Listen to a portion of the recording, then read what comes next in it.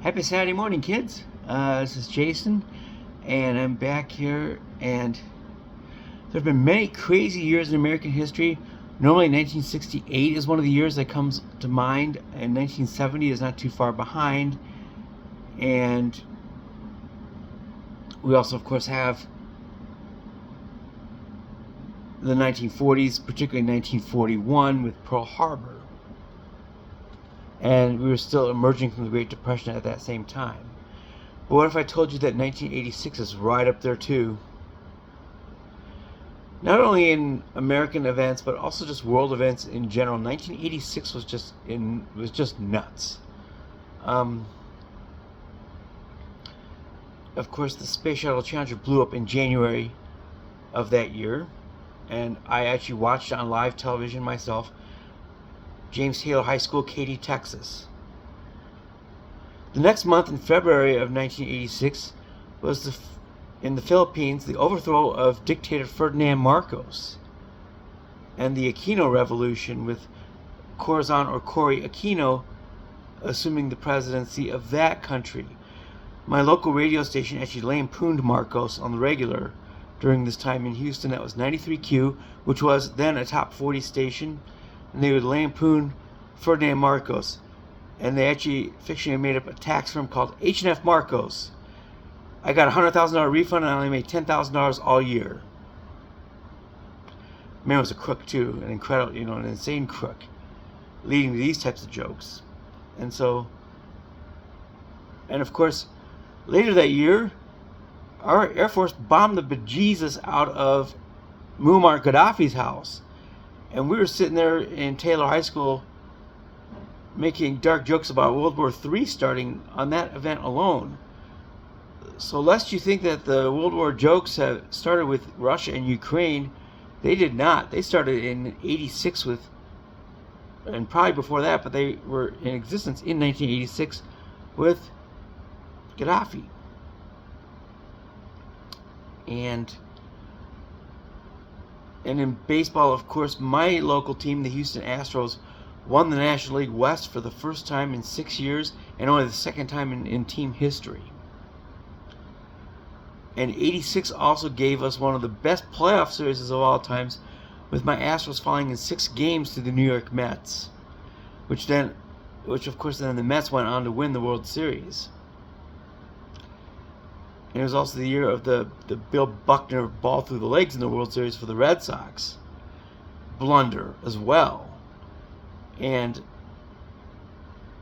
one of the Red Sox's pitchers actually lived in Katy. Lived on my way to high school. That was Roger Clemens. I didn't realize this because, of course, I thought, well, Clemens pitches for the Red Sox. Why would he live here? The reason being that Roger originally grew up in the area, and while being originally from the Spring Branch area of western Houston, he did have amateur baseball connections to the Katy region. So he lived there at the same time. And the Astros clinched the National League West, and the only time that this has ever happened in any time in history before or since, the National League West was clinched by the Astros with a no-hitter by Mike Scott. I watched it on TV, and Melissa had the radio on for audio.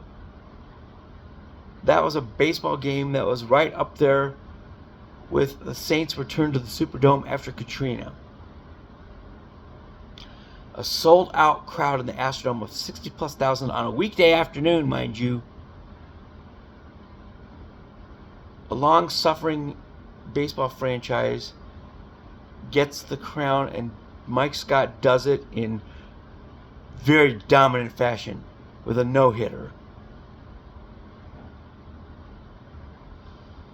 So yes, 1986 is a pretty substantial year in American history, and it kind of flies under the radar. Simply because we didn't have something like the Kent State riots happen like it did in 1970, or some of the Vietnam protests of 1968. But 86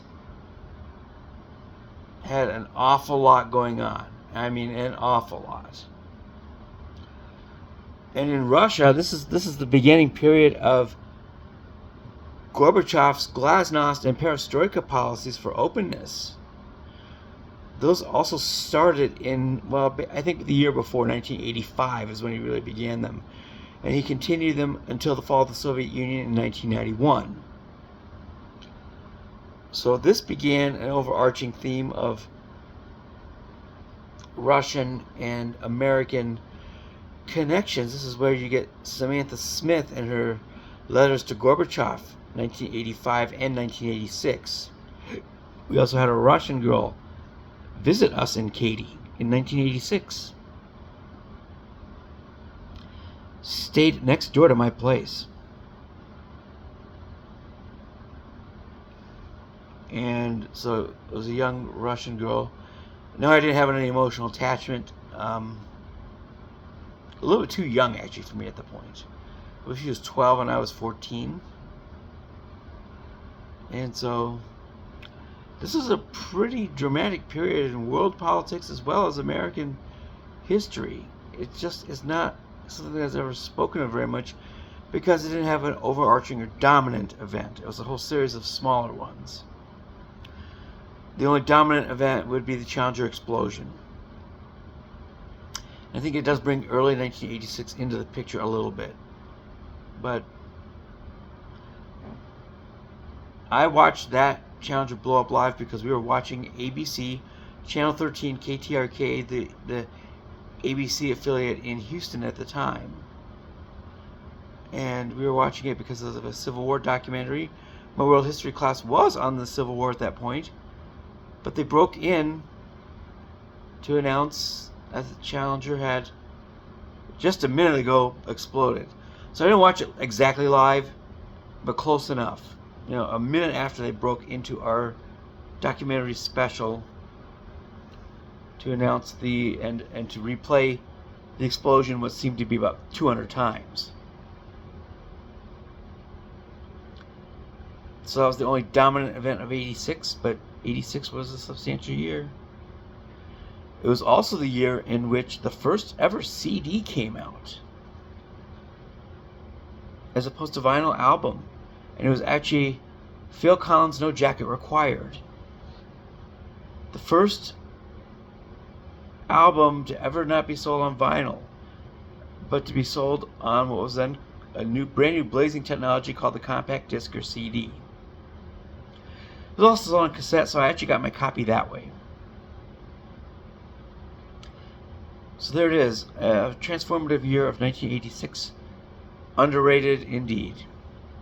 So enjoy your Saturday morning. You folks have a good weekend. I'm going to try to as well. It was in the mid-60s here yesterday in east central Minnesota, in the Twin Cities exurb that I live in. It's been fantastic having a t-shirt running around t-shirt 2 weeks before Thanksgiving. Welcome to climate change, I guess. But anyway, you folks have a great weekend. I'll talk to you later. Peace out, homies.